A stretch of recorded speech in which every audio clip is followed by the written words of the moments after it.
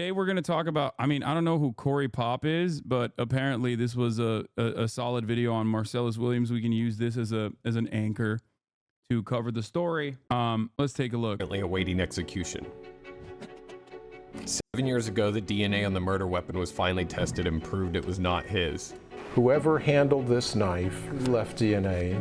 It is not Marcellus Williams. His execution was stayed by the then governor, and a panel was convened to reassess his conviction. Today, a panel will work to decide if that evidence proves Williams is innocent. So, why is he still here? How innocent do you have to be to avoid being executed? This is an injustice, it's wrong. The evidence shows my dad is innocent. The closer you get to execution, the stranger things get.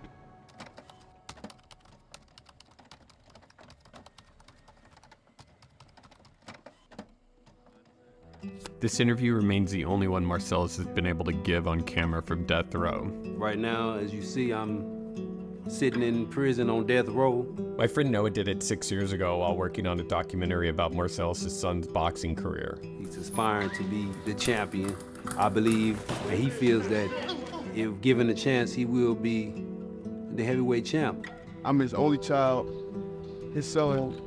I'm a professional fighter, but I've been fighting my whole life outside the ring. Because of the fighting outside the ring, his boxing career was cut short, and as such, so was Noah's documentary. Fast forward 6 years later, Marcellus is still in death row. Noah comes to me with the work he's done so we can make this piece that you're watching right now. Noah gave me a rundown of what he was able to capture over the time he was working on his documentary. Sat down with him for a few hours and just talked. And from there, just started diving in. And then I flew to Missouri to follow up and to figure out what has been happening since he sat down with Marcellus. How can this happen with so much evidence? What do you mean? This is America. All of the violence that we contribute to globally, we also do to ourselves on a regular basis. He's a black man in Missouri. That's it. I'm gonna pull up something that I thought was very instructive and informative. Now, before we get to Marcellus Williams, okay, what we need to talk about is the way that black people are treated in the criminal justice system. And the way that that treatment is defended by racist pieces of shit with cherry-picked data points and also false presentation of reality. Charlie Kirk applies one of the classic examples of this in this Jubilee video. I didn't even see this part, I don't think. Okay, I don't even remember this part, but I just wanted to, like I said, give voice to Garrison Hayes in this circumstance because he did a pretty decent job going through some of these white supremacist talking points and what the actual reality is. And the actual reality of the matter within white supremacy in the criminal justice system is actually perfectly demonstrated by the current unjustifiable execution of an innocent man in the state of Missouri that we are, we're about to experience in the next couple of hours. It's about 13 to 14% of the population. Yes, about half of all prisoners are black. Exactly. So blacks commit more crimes than whites do. They commit more murders, they commit more arsons, they commit more kidnappings. For example, blacks are 13% of the population and they commit 58% of all the murders. Okay, let's talk about it. These are obviously racist claims, but I will respond to them as if Charlie Kirk were a reasonable person. Black Americans are about 13 to 14% of the population. Yes, about half of all prisoners are black. Wrong. Just 38% of America's prison population is black. That's according to the U.S. government. But it makes you wonder why Charlie feels the need to add an additional 12% to the black prison population. Could it be because his bigoted talking points only work if he exaggerates them? If Charlie were actually looking for the race that makes up half the prison population in the U.S., he'd look no further than white people at 57%. Exactly. So blacks commit more crimes than whites do. Wrong. The word "so" is doing a lot of heavy lifting in that sentence. So blacks commit more crimes. He's saying "so" as in therefore, as in one could conclude, but Charlie knows he's lying. Even if he hadn't just lied about the black prison population, Charlie is smart enough to know that correlation does not equal causation, but he's hoping that you don't know that. So he deploys the word "so" to make you think he's coming to an obvious conclusion. So blacks facts. Instead, he's making an illogical, racist leap. Charlie knows that we don't have usable data about who commits crimes. It's impossible to have that data since so many crimes go both unreported and or unsolved. Charlie knows that we only have data about arrests and convictions. I'll come back to that data in a moment. What's painfully obvious is that Charlie Kirk isn't interested in understanding the statistics he so carelessly misquotes. He's interested in making bad faith arguments, something that becomes even more obvious in his next point. Blacks are 13% of the population and they commit 58% of all the murders. Wrong again, and loud this time. If Charlie were interested in honesty, he would have mentioned the other 1350 statistic. Yes, black people are about 13% of the population, but make up 53% of all criminal exonerations. In fact, black people make up 55% of all murder exonerations specifically. Black people are more likely than any other group in this country to be convicted of crimes they did not commit. And then people like you have the nerve to parade these stats around as though they prove something. The reality is that you probably know these stats, but you leave them out on purpose, because to bring that stat into this conversation would make some people think. And that's the last thing a person like you wants.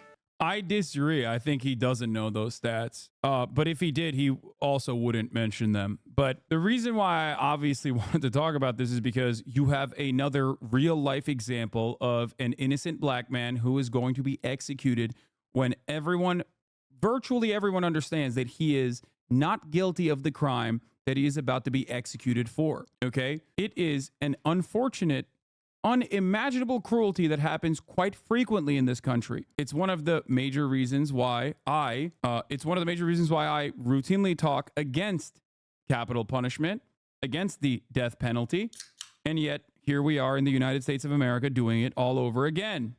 An unbelievable story that has to be heard, and one that is still hard to comprehend once you take it all in. It's one littered with stunning revelations and broken promises, and one that puts Missouri's years-long fight against overturning wrongful convictions directly in the spotlight.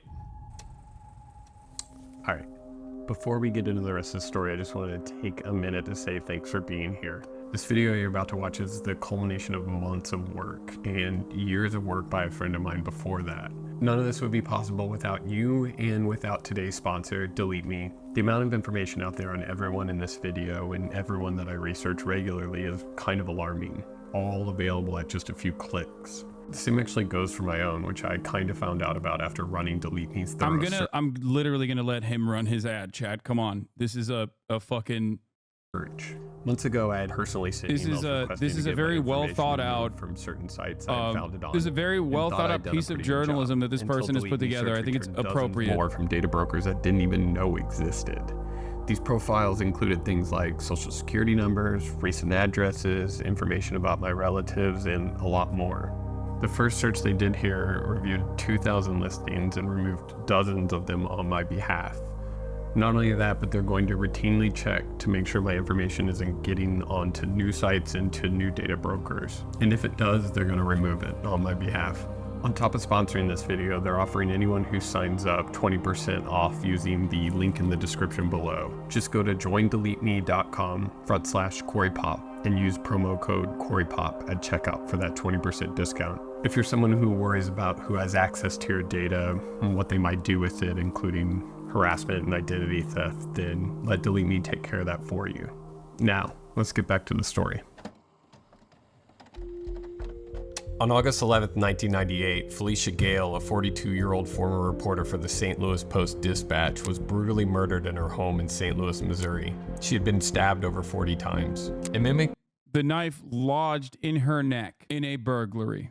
A murder that had happened just 24 days before. Another woman, Deborah McLean, was murdered in her kitchen with a knife taken from the home, an eerily similar scene to Felicia Gale's murder. The investigation languished for months. Despite the similarities between They claimed that it was a burglary. That part is important because it ties it back to Marcellus Williams. The two murders, the knives being left at both scenes, there being bloody footprints in Gale's house. The police had little to go on. No eyewitnesses, no leads for either. Then, a year later, there was a break in the Gale case. It came in the form of a man named Henry Cole, a jailhouse informant who had said his cellmate had confessed to the murder. That eventually led to the arrest of Marcellus Williams, who was charged with Gale's murder. McLean's murder remains unsolved to this day, but Marcellus was in lockup, so he couldn't have done it. The case against Williams for Gale's murder was largely circumstantial. This was a very brutal murder of a woman who was found in her home having been stabbed to death. There were bloody footprints at the crime scene, fingerprints, hairs found in the victim's hand, none of which matched Marcellus. Those were not his bloody footprints, those were not his hairs, and the fingerprints were destroyed. The state's prosecution relied heavily on the testimony of 2 informants who had been incentivized to testify. The only evidence they used to convict him is what we call incentivized informant testimonies. Individuals who came forward because they had something to gain. The first was Cole. So Marcellus had been in the workhouse, and someone who was incarcerated with him hears there's reward money and essentially says, I want this reward money and I want help with my own case, and says he won't even testify until he gets that reward money. The second was Williams' former girlfriend, Laura Sorrow. In addition, there's another individual, a woman who Marcellus was known to affiliate with. Notably, the 2 of them contradict each other in what they say would have happened and contradict physical evidence that's found at the crime scene. The key piece of evidence brought against him was Gale's laptop, which he was said to have sold. The last piece of evidence that they use is a laptop that had been taken from the victim's house that Marcellus did sell. But what wasn't presented at trial was that the woman that had come forward and said she had information and manufactured these statements about Marcellus is the person who gave him that laptop. And so it wasn't allowed to come out that really the only connection to the crime is this informant and not Marcellus Williams. There were even eyewitnesses who had said they had seen Asaro with the laptop while Marcellus was still in county.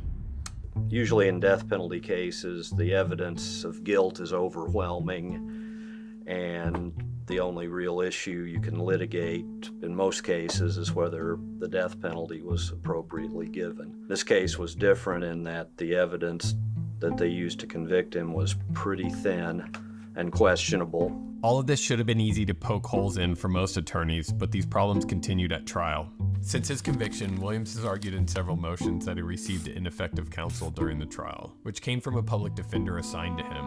It's no secret that America's public defender system has been stretched to its breaking point, but nowhere near as much as Missouri, which ranks 49th in the country in spending on indigent defenses. In 2017 alone, 320 public defenders handled 80,000 cases in the state of Missouri. The state has repeatedly vetoed bills that would supply funding to help alleviate this caseload. The Missouri State Public Defender System is asking... Yeah, this case is particularly unique because the prosecutor that convicted Williams is a prominent figure pushing for his sentence to be vacated. This never happens unless an error is particularly egregious on behalf of the prosecutor. Another similar case is in Texas with the person on death row being a white man, where it's not the prosecutor necessarily, but the main detective, the lead investigator, that is also pushing to vacate his sentence as well. Yes, this is literally every single person involved in this court case is now aware of Marcellus Williams' innocence. Every single person. Okay, it is insane that this is even a point of contention, and the only person who could stop this from happening right now is the governor. The victim's family is obviously defending the innocence of Marcellus Williams. I believe jurors themselves have come out and been like, we made the wrong decision given the information that we had at the time. He is innocent.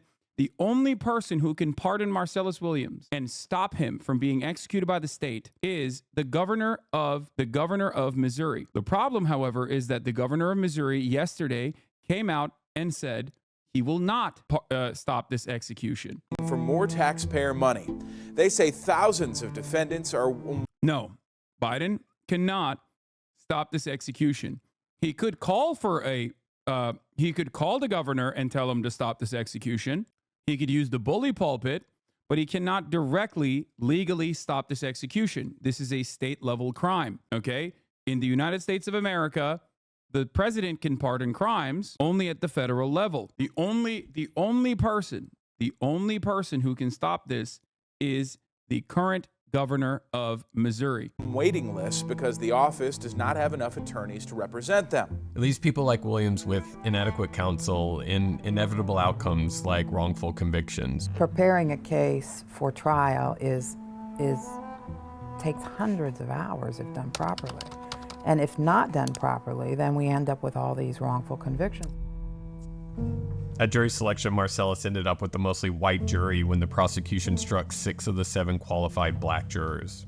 When the trial was over, despite the questionable witnesses and the evidence being all circumstantial, they deliberated for less than 90 minutes before finding him guilty. There's something in the US judicial system called a Batson challenge that is supposed to prevent the prosecution from striking qualified jurors on the sole ground of group bias. In this case, race. This was a black man being tried by an almost entirely white jury for a white woman's death in Missouri in the 1990s. When Marcellus' defense tried to argue Batson in a 2003 motion, the state indicated that the jurors were struck because the prosecution stated their clothing indicated they were trying to be different. But that was reason enough and not racially motivated, so Batson didn't apply. For years, Marcellus pleaded his innocence. His case was taken up by multiple different legal teams who fought tooth and nail to finally get the DNA that they had found on the knife properly tested. It turned out to be another man's profile. There is a DNA testing statute in the Missouri law, but it's real narrowly written, so we just had to make that request and a broader claim of that he was innocent, or there's enough doubts about his innocence that he shouldn't be executed, and we can prove it if you let us do this further DNA testing. It's not always a weapon like in Marcellus's case where it's left in the victim's body. That's a incredibly obvious piece of evidence. To know that that wasn't tested was just shocking. It just blew my mind. Don't you think you Wouldn't this ruin the governor's reputation in future election along with the resulting in his local protesting against them? What are you talking about? Nobody gives a shit. It's another innocent black man being executed. It happens all the fucking time in the United States of America, and the U.S. Supreme Court genuinely loves continuing with these executions on a regular basis. No, it happens all the fucking time. According to Slate, we are currently witnessing the worst execution spree in 3 decades. Okay, this was written on September 23rd, 2024, yesterday. This week is shaping up to be a very bad one for death penalty opponents in the United States. If all goes according to plan, states will put 5 people to death in a 1-week span ending Thursday. That is an unusual, though not unprecedented, number of executions in such a short period of time. To understand just how unusual it is, consider that in 2023, the total number of executions for the entire year was 24. Less than 1 execution every other week. In 2022, 18 people were put to death for a rate of roughly 1 execution every 3rd week. Indeed, one would have to go back almost 3 decades to 1997 to find a parallel to what may unfold this week. During a 7-day period in May that year, Texas executed 5 people. South Carolina executed Khalil Allah, formerly known as Freddie Owens, in his first executions in 2011. The others are planned for Tuesday and Thursday in Texas, Missouri, Alabama, and Oklahoma, all of which regularly carry out executions. It is just a coincidence that all these states are moving in lockstep. Coincidence or not, or a close look at each of the cases in which some will be executed this week highlights not just the kind of horrible crimes that can lead someone on death row, but also many of the penalty's crippling problems. This week's executions include 2 cases in which there are substantial doubts about whether that person being executed is actually innocent. 2 others illustrate the fact that the death penalty is often used against people who are poor, vulnerable, abused, in many ways broken, not against the worst criminals. The 5th highlights America's futile search for a method of execution that will be safe, reliable, and humane, which is, of course, ironic to say, ridiculous, an oxymoronic statement, looking for a method of execution that is safe, reliable, and humane. Every aspect of the capital punishment, from the methods used to how you are going to deploy this execution in a consistent manner, is completely broken. It's a fundamentally contradictory argument. Okay? The fact that 3 of the 5 people who will be executed this week are black only underlines the continuing salience of race in determining who gets sentenced to death and executed. All told, this week's execution spree should unsettle all Americans, whether or not they support the death penalty. It will offer further reasons for why capital punishment should be abolished everywhere in this country. To see why, let's start with last Friday's execution of Khalil Allah. He was convicted of the 1997 murder of Irene Granger Graves, a single mother of 3 who worked as a convenience store clerk. No physical evidence connected Allah to the crime. The key evidence against him was testimony from his co-defendant, Stephen Golden, who said Allah shot Graves. Golden did so after reaching a deal with the prosecutors that he would not be given a death sentence in return for his testimony. Allah maintained his innocence from the time he was arrested to the day he died. And just before South Carolina put him to death, new evidence came to light suggesting what he had been saying for years was true. Last Wednesday, Golden recanted his testimony and signed an affidavit saying, Freddie Owens is not the person who shot Irene Graves at the Speedway on November 1st, 1997. Freddie was not present when I robbed the Speedway that day, but neither the South Carolina Supreme Court, the state's governor, nor the United States Supreme Court moved in a way that would save Allah from the ultimate punishment for a crime he may not have even committed. On Tuesday, which is today, Missouri is going to follow through on the execution of Marcellus Williams, the reason why we're talking about this to begin with, who is another victim of a miscarriage of justice. He would be the third death row inmate executed in the state this year. As Newsweek votes, Williams was convicted of murder and sentenced to death in connection with the 1999 death of social worker and former journalist Felicia Gale. None of the physical evidence collected at the scene pointed to Williams. There's also, as we said, recent DNA evidence that shows that his DNA was not on. Like, the DNA matched with the knife on the scene of the crime lodged in the neck of the victim did not have his DNA. As Newsweek notes, Williams was convicted of murder and sentenced to death in connection with the 1998 death of social worker and former journalist Felicia Gale, even though there was no physical evidence that connected him to the scene of the crime. Remember, a knife attack is a deeply personal form of, obvious, insane, violent crime. Okay? But due to the personal nature of the crime itself, it is virtually impossible to not leave any DNA at the scene of the crime. Okay? Impossible. So while forensic evidence oftentimes can get things wrong, this is one of those instances where if he was at the scene of the crime, he would have left some kind of evidence. Williams' connection, like Allah's Newsweek suggests, turned on the testimony of two unreliable witnesses who were incentivized by the promises of leniency in their own pending criminal cases and reward money. Eventually, even the prosecutor's office that originally brought the case against Williams asked the courts to stop the execution today. That is going to happen. The prosecutor's office, okay? That right there is insane. Like, that is not a thing that ever happens unless it is so obvious that they fucked up. Texas plans to execute on Tuesday Travis Mullis, making him the fourth person the state has executed in 2024. Mullis was found guilty of capital murder in 2011.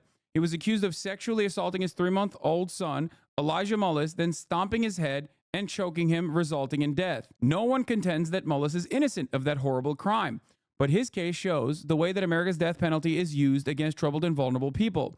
Mullis has a mental illness resulting from troubled and abusive childhood. His attorneys say that he was in and out of mental health treatment centers, diagnosed with post-traumatic stress disorder, bipolar disorder, and attention deficit hyperactivity disorder. Mullis was also ill-served by his lawyers in the original trial, who did a poor job of describing the depths of his mental illness. As a result, the jury heard just a fraction of the horrors in Mullis's life. Like with Mullis, if Oklahoma goes ahead with his plan to kill Emmanuel Littlejohn on Thursday, it will execute someone who was abused throughout his childhood and whose formative years were marked by frequent exposure to violence and drugs. Littlejohn was 20 years old when he murdered Kenneth Mears during a robbery. His lawyers contend that because of the abuse he suffered at the time of the killing, Littlejohn's brain was less developed than the typical 20-year-old's.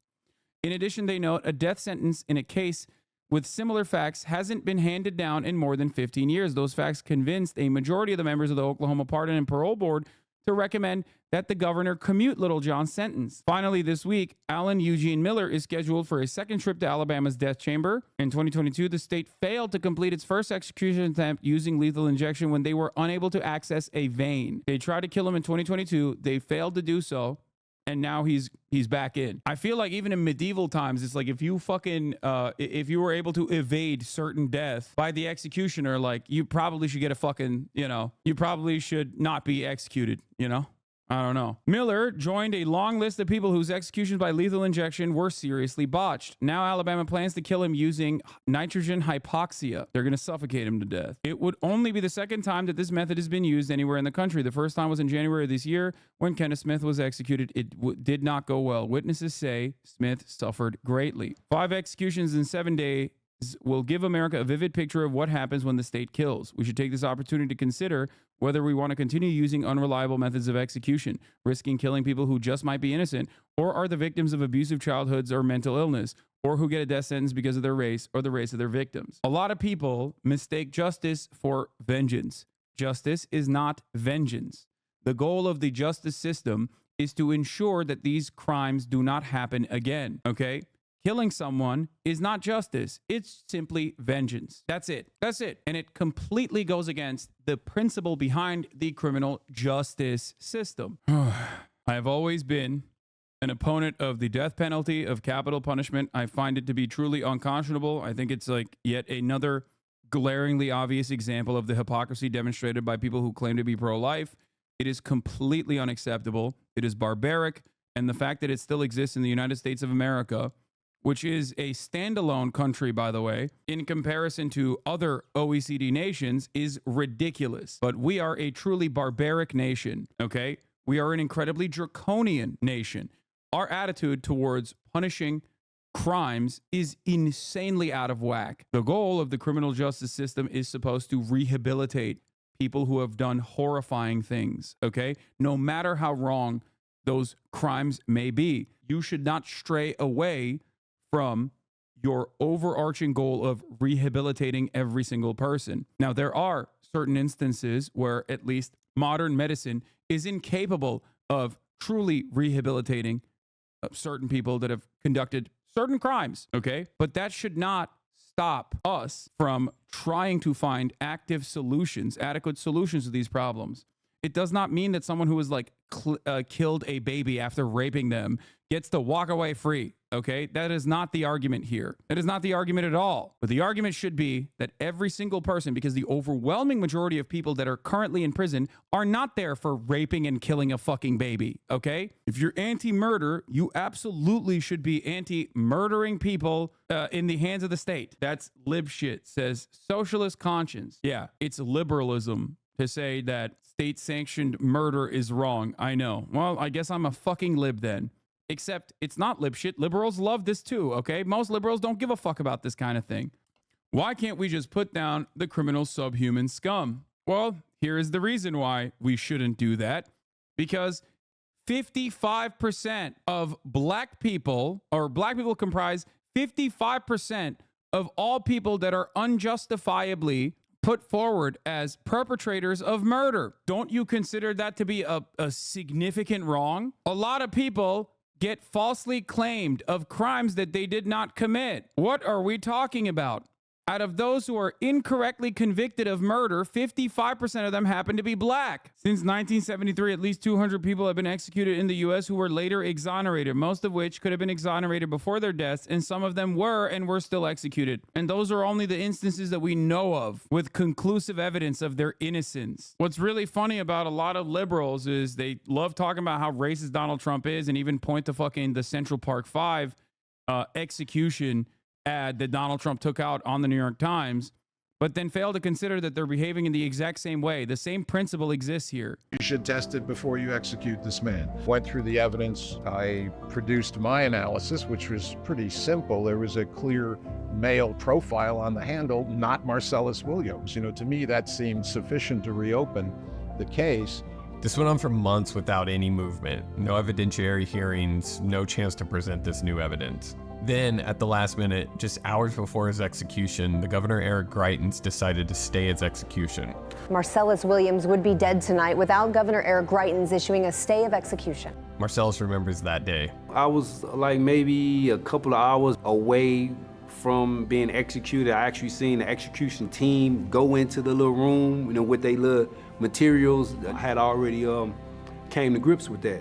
In staying the execution, Greitens cited the new DNA evidence and assigned a board of retired judges to convene and make a decision on if Marcellus deserved a new trial. Governor Greitens will appoint 5 retired judges to the panel to review Marcellus Williams' case, including that new DNA evidence. Everyone was hopeful. It's looking way better than it was before. Anything better than him facing death penalty. So now he getting the chance and the shot he needed for them to look over the DNA evidence. But this sentiment was short-lived because what happened following that was nothing short of stunning. The board of inquiry is something unique to the state of Missouri. It's a law that's been rarely invoked, and each of the few times it has yielded bizarre results. In the late 90s, the then Governor Mel Carnahan issued a stay of execution and invoked the board of inquiry to look into the case of William Theodore Boliak Jr. Carnahan then died in a plane crash, and because of the wording in his stay, Boliak remains on death row to this day, with his execution being forever stayed. In Marcellus's case, the board of inquiry that then Governor Eric Greitens requested to convene did in fact meet. It was the first movement in a while and gave him and his legal team hope.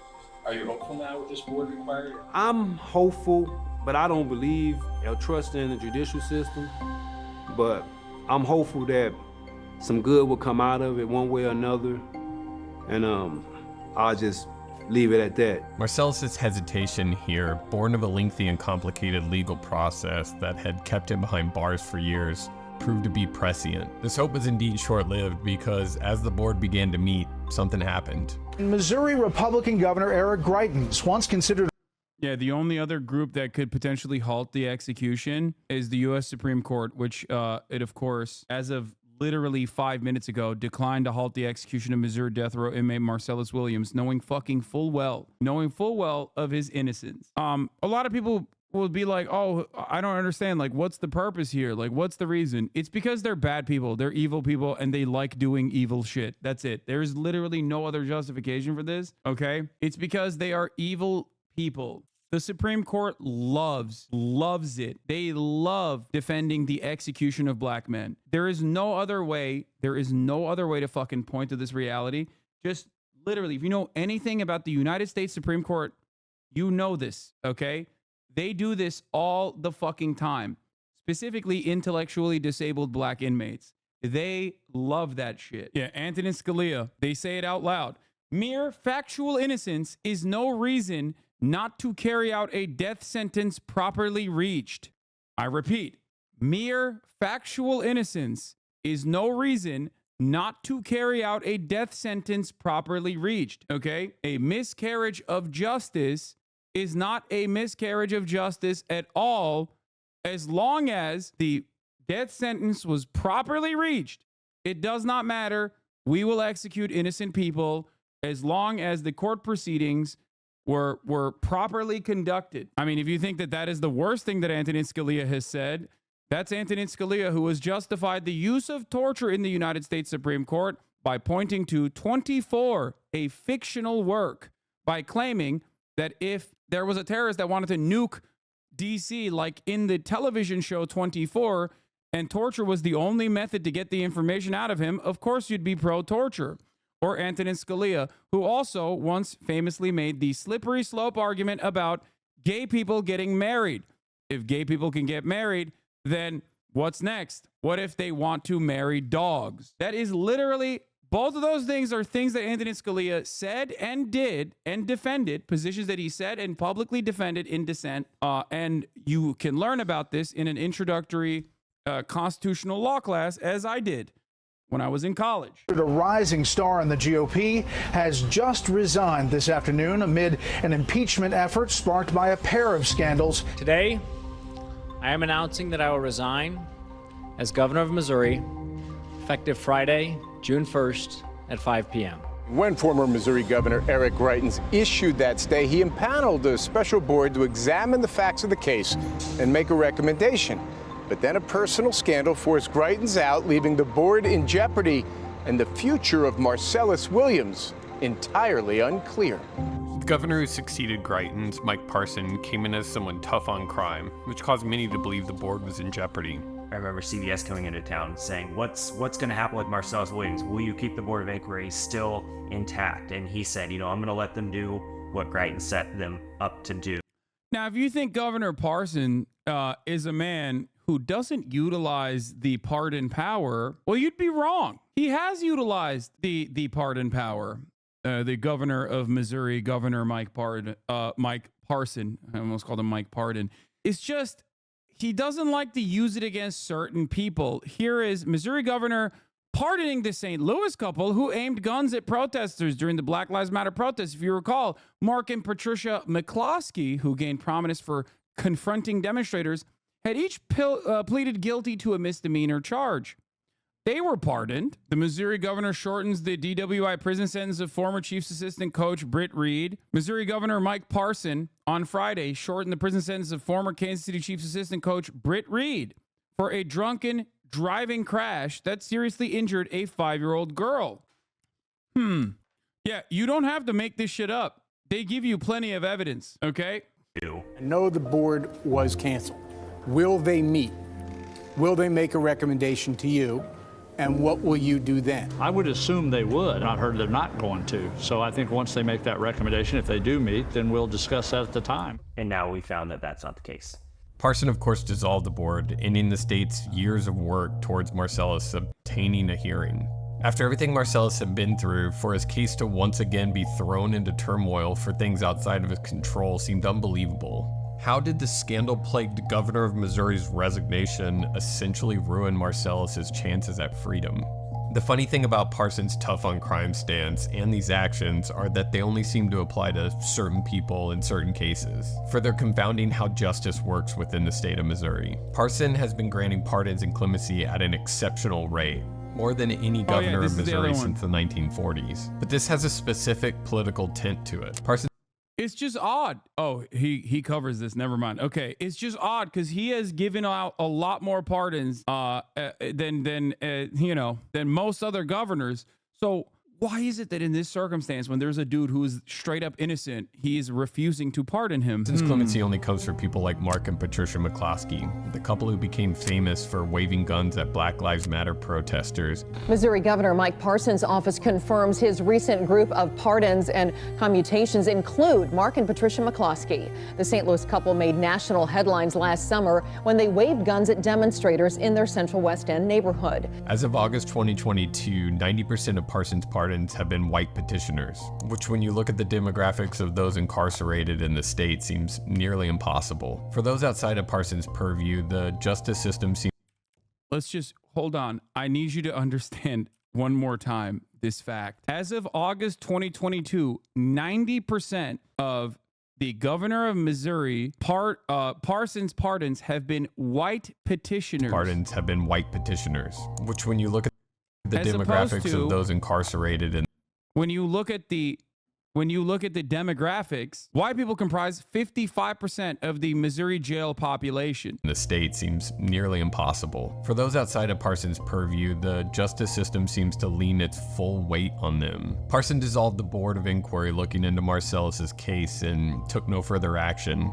We filed a civil lawsuit saying we don't believe the governor has the authority to dissolve that board because he had to wait until they finished their work. Once they finished their work, he could do what he wanted with his clemency powers, but the order had already been there. Unfortunately, the Missouri Supreme Court disagreed with that and recently dismissed that civil case. And at that point, the Attorney General argued there was no other reason that an execution date shouldn't be set. We're here now, and he's got a September execution. This is the last part of the process. Here it is. Missouri Governor Mike Parson has also said that he is potentially going to either release or shorten the prison sentence of the first Kansas City police officer ever convicted of killing a black man, signaling in recent comments his disapproval of the former detective's incarceration. A Republican in the final months of his time in office came close to a promising commutation or pardon for the KCPD detective Eric DeVal Canary in a radio interview last week. The comments are the furthest the governor, a former Polk County sheriff, has gone in telegraphing that he plans to take action in the case. There's not a week that goes by that somebody is not reaching out to me about that issue, and we're going to see what happens here before long.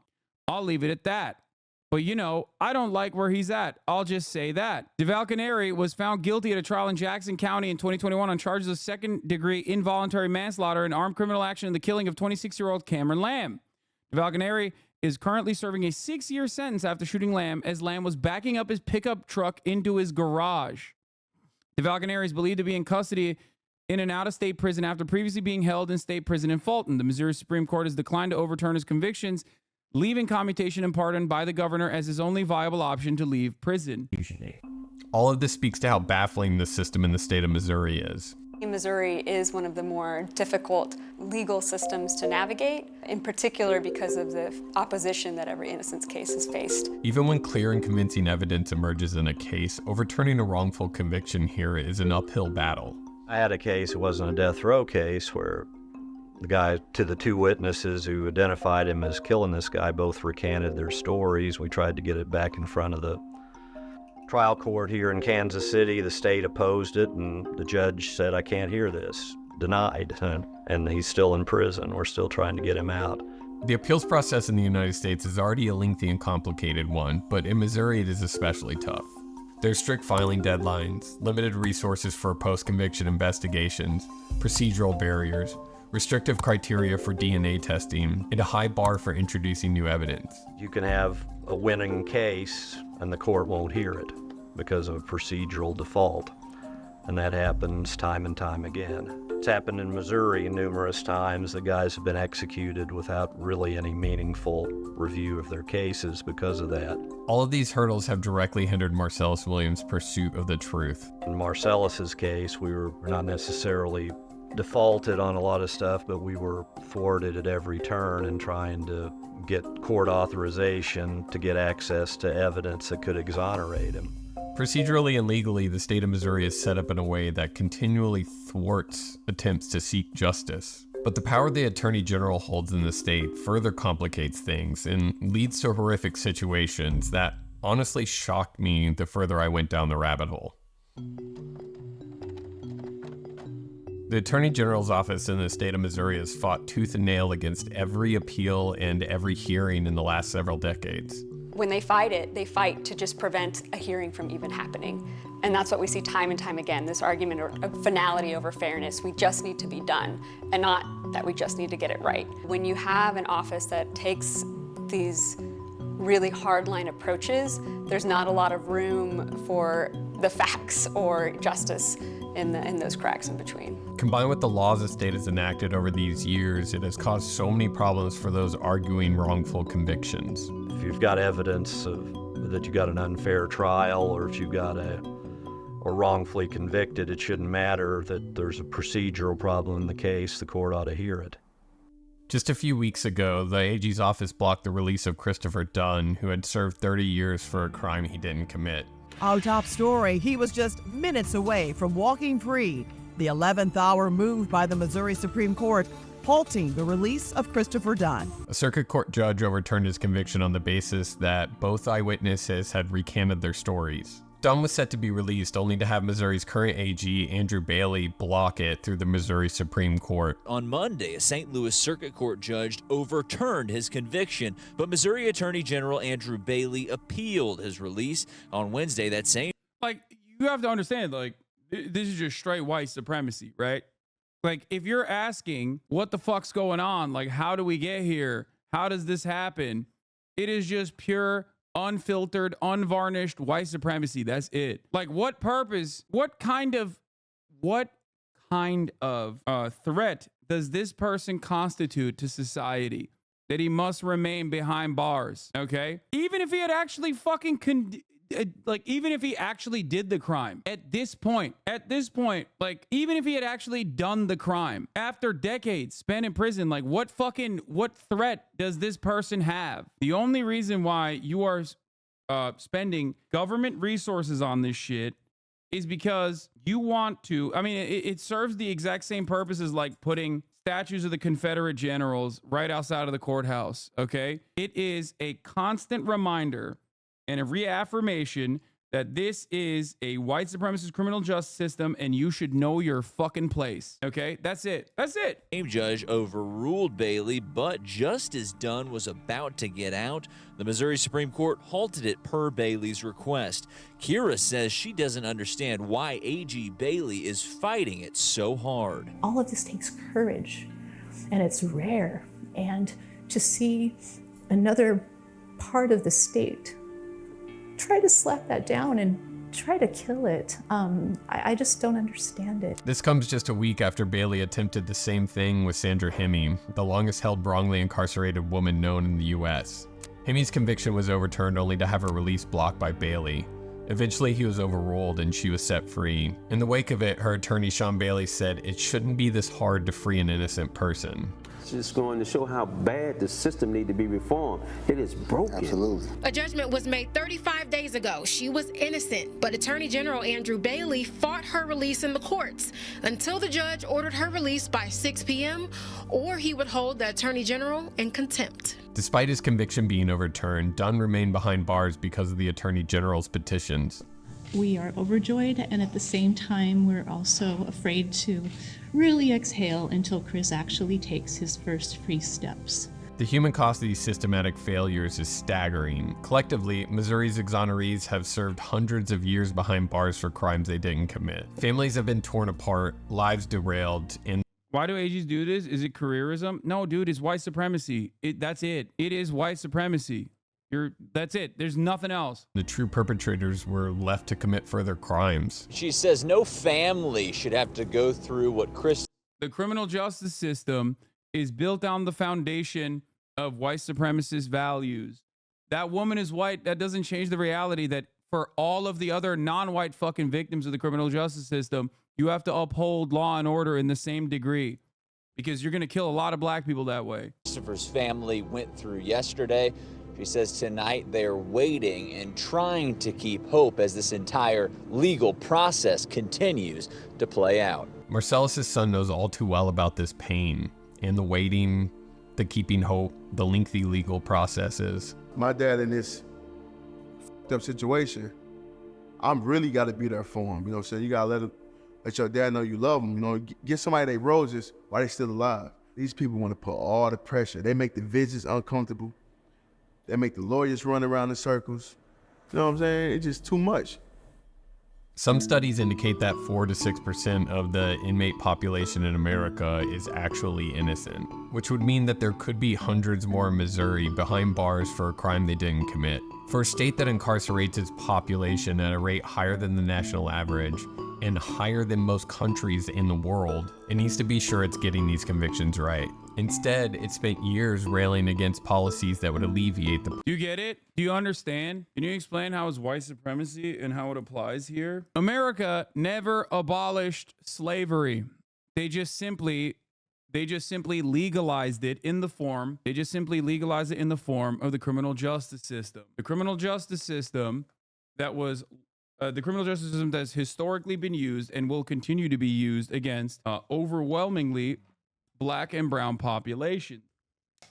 And yes, white supremacy does end up sometimes directly harming, in many instances actually, directly harming white people as well. It's the same reason why white people are shocked when police brutalize them and they go, "What are you doing to me? I'm not black." But other white people look at that and go, "Look, sometimes it's going to happen," because ultimately that violent force is used against those we have decided need to be violently suppressed. It's kind of, it kind of comes with the territory. Some white people will also have to stay in prison, even if they are innocent, because ultimately we're using that structure to enslave black and brown people. Problem, and refuses to acknowledge any wrongdoing. These people play games when they don't want to admit they wrongdoing. So it's the same story, new day, new book, same shit, man. The one strange thing Marcellus has on his side in this fight for innocence is doing it from death row. Missouri is the only state in the country where if you can prove your innocence, you can get out of prison, but only if you were sentenced to death. So if you can prove your innocence and you were not sentenced to death, the courts essentially say we don't have any authority to do that. In the 2016 ruling of Lincoln v. Cassidy by the Missouri Supreme Court, the court decided that freestanding claims of actual innocence, where a person asserts they are factually innocent of the crime for which they were convicted, even if there were no procedural errors in the trial, are only recognizable for individuals on death row. The decision effectively closed off a crucial avenue for potentially innocent prisoners serving non-death sentences to challenge their convictions based solely on new evidence of their innocence. In 2016, the Court of Appeals in Missouri said it didn't matter essentially how strong the evidence of innocence was. The Missouri Supreme Court had only found innocence in a death penalty case, not in any other case, and so it did not have the power to overturn Rodney's conviction because he was not sentenced to death. That is still essentially the law today. Many individuals, myself included, have asked the Missouri Supreme Court to rehear this. They have declined to do so. And so what we see in cases like Rodney's or others in individuals is there's a very distinct partition between when we will hear evidence of innocence and when we won't. The ruling in Lincoln v. Cassidy has had far-reaching consequences, as seen in cases like Christopher Dunn's, where compelling evidence of innocence exists but cannot be fully considered by the courts due to this precedent. For Marcellus, despite the fact he can present these freestanding claims of innocence, it has done little to help his case. It embodies every aspect of this broken justice system, and these failures very well could end in the execution of an innocent man. It's been 7 long years since the lab finally properly tested the DNA on the murder weapon found in Felicia Gale and proved it was not Marcellus Williams. It has been 7 long years since Marcellus Williams' lawyers have been seeking an evidentiary hearing to present this bombshell. And it has been 7 long years of the state of Missouri fighting this revelation like it has every other case. Why not have the hearing, right?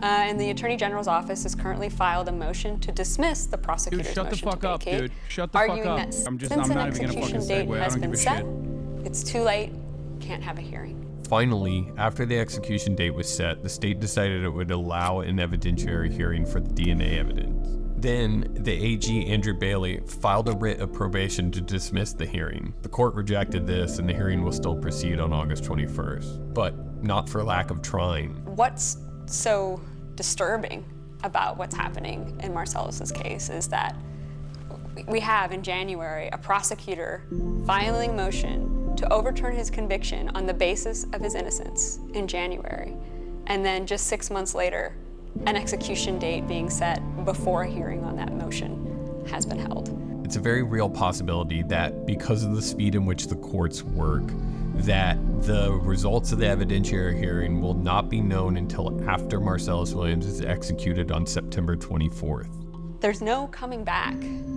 from an execution. And where there's DNA evidence and a prosecutor saying, I want a hearing on this DNA evidence because I believe this person is innocent, to not have that hearing, to just say it's too late, would really say something about what it means to try to seek justice in our system. Beyond the convincing DNA evidence, the ineffective counsel, the contradicting eyewitnesses, something else has come to light. Notably, while Noah was making his documentary, a private investigator had spoken with Asaro before she had passed and said she had recanted her story, saying Marcellus had nothing to do with the murder. Somebody was following Laura Asaro before she passed, but apparently she said he didn't do it, he didn't do it. It sounds to me like she said twice he didn't do it. She died before they could get a sworn affidavit. They tried to get an affidavit to her, and she passed before she could. Even in spite of all that, all the other evidence in this case that points to Marcellus Williams' innocence should lead to his exoneration, or at least a new trial, but only time will tell if that happens. The governor of Missouri's AG will fight this case to the bitter end, and even if his conviction is overturned, they could block his release from prison, like they did Christopher Dunn and Sandra Hemme. Of course, on top of all this are the ethics of the death penalty, which are for another time. Doesn't matter where someone stands on the death penalty here. If we want to have that system, there has to be the possibility for somebody to have their innocence heard before a step is taken that can never be undone. This entire journey has disillusioned me on the justice system's approach to wrongful convictions, and even more so on Missouri's fight for finality over fairness. But it has also taught me that if a case gets enough attention, it very well could mean life or death for the person at the center. He a good man, he an honorable man, and he an innocent man, so that's that.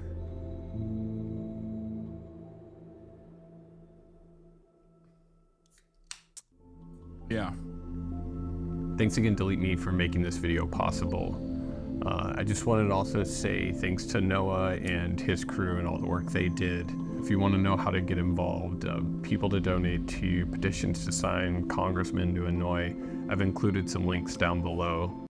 This guy did phenomenal work, Corey Pop. The execution will happen in an hour. I think that this is beyond like calls for help. Here. I think our criminal justice system is working as intended. It is only broken to the extent that our society is broken. If your intention is to, you know, Ta-Nehisi Coates also had, yeah, his voicemail is full. Calling his office will not do anything. His voicemail, his voicemail inbox has been full for days. You know, jail massive numbers of people. If you believe that prison is an effective means of dealing with the myriad social needs of the African-American community, then it's pretty effective.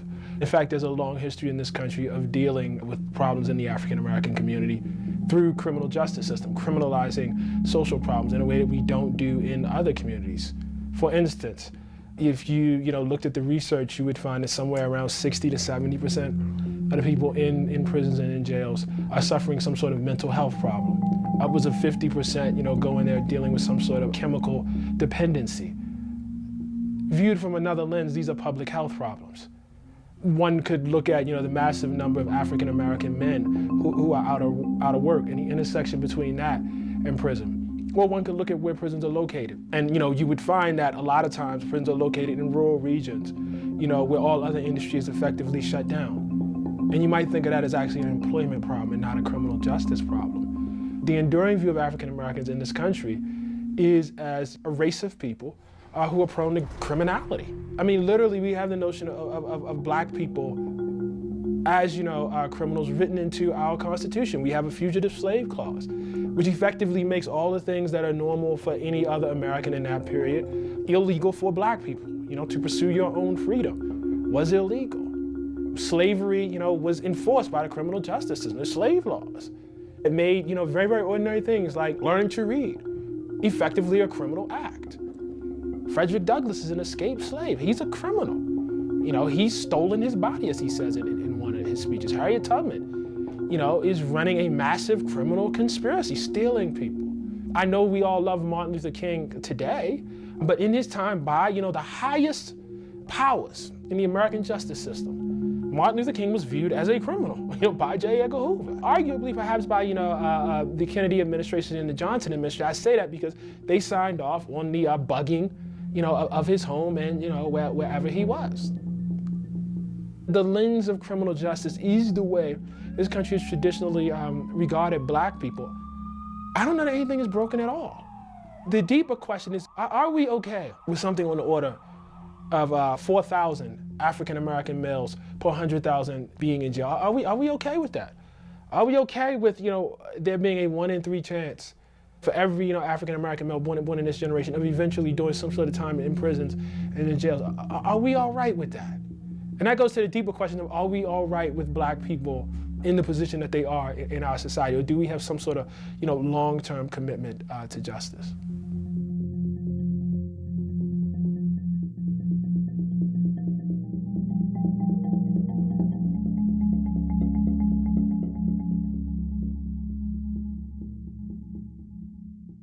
Governor won't do anything because he is racist. Okay, it's that simple. And neither would the Supreme Court didn't do anything because they are racist